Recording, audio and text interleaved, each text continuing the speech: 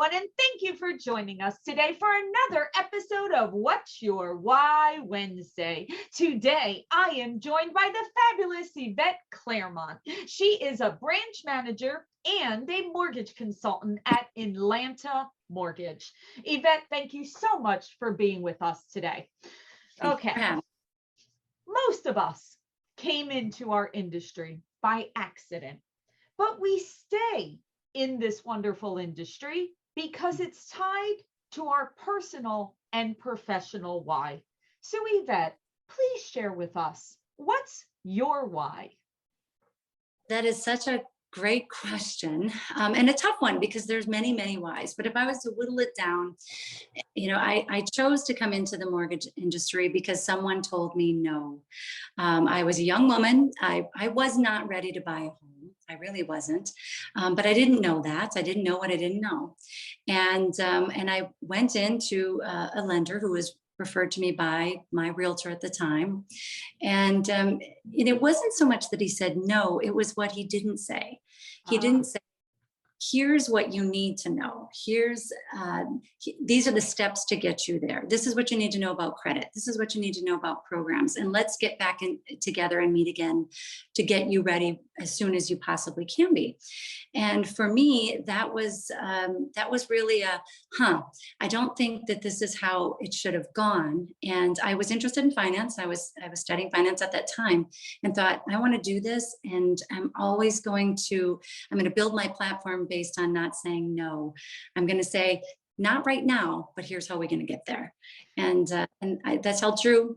It'll be 25 years this February that I've been in this industry. That is so wonderful. And I have to tell you, Yvette, I love hearing these stories. They just inspire me and lift me up. And I have to tell you, if I was going to kind of take a culmination of people, and when I say, how did you come into the industry? I would say out of women specifically, I would say that's the number one reason why they came in, is because at the time that they went and sat across a desk, from a particular loan officer or a particular builder, and they were told no, and just what you said, not right now, not here's the steps you need to follow in order to get there, or let me provide this education to you. It was just a cold, are you crazy? No, right. No, you're not eligible or qualified for this.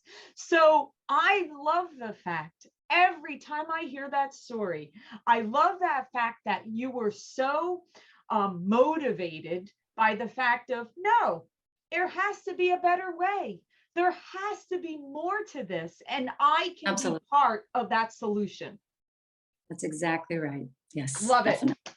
Kudos to you. I love that. And how many lives you've changed. And that leads me to my second question. So we know in our industry that we every single day have an impact on the families that we work with and that we serve. And we all have those special stories of having that impact. And I'd love if you could share just one, because I know you have many, one story in particular that really hit you and you realize that monumental impact that you have.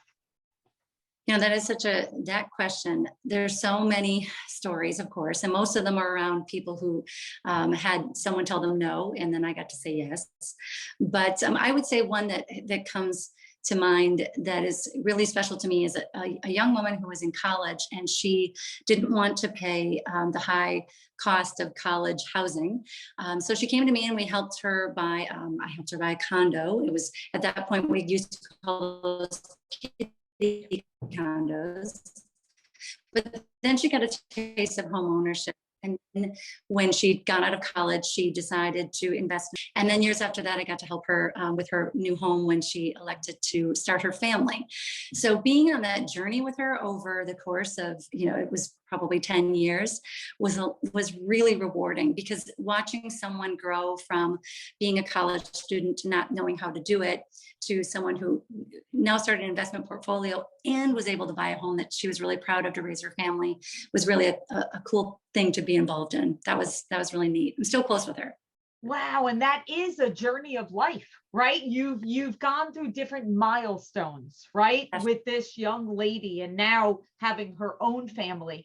And you realize that, we speak about it all the time, that the number one way to build generational wealth is through home ownership, right? We know that. And it's not just the wealth component of it, it's the mindset that once you come into a family that your parents own a home and your rest of the family owned a home, it's just a mindset, right? You're already thinking of, when will I get to that point, that when I go to college, when I graduate college, when I have a family, and it is life changing. And I love that story. That is awesome.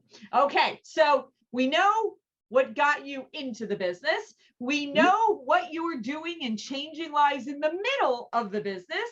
Now, this last question, although this is way down the road, what legacy or impact do you want to leave behind?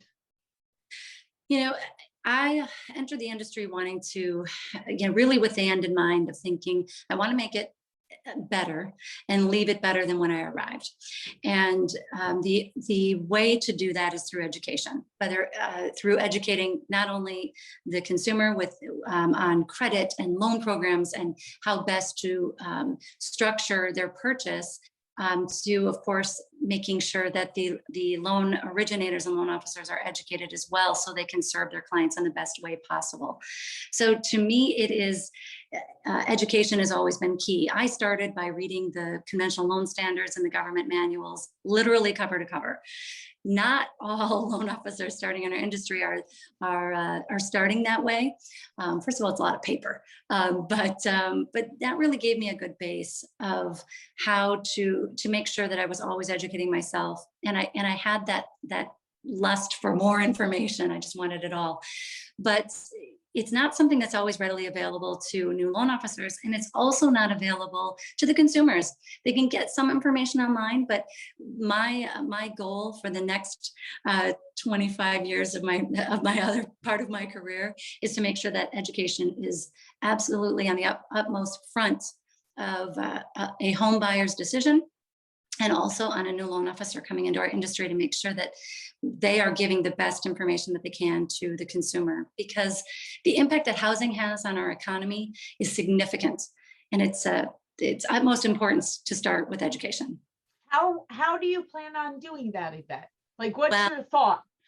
Yes, it's difficult to do it one person at a time, but I certainly do my best at that. But I also, I intend to start doing some more podcasts, educating clients and the consumers that we serve, as well as working with as many loan officers as I can. I am vice president of the Florida State of MBA, so we work on a lot of education committees and ways that we can ensure that things are being done well in our industry. So working on those committees is definitely part of my next chapter. I love that. And yes, it is so extremely vital. And by doing all of that, now we know one multiplies, that is for sure. So sometimes you have to start with one and go from there, but you are approaching it in such a great way. And we thank you for that, because you are making an impact full circle. So thank you. All right, Yvette, thank you so much for sharing your why with all of us. We appreciate what you do every single day, and we wish you all the best.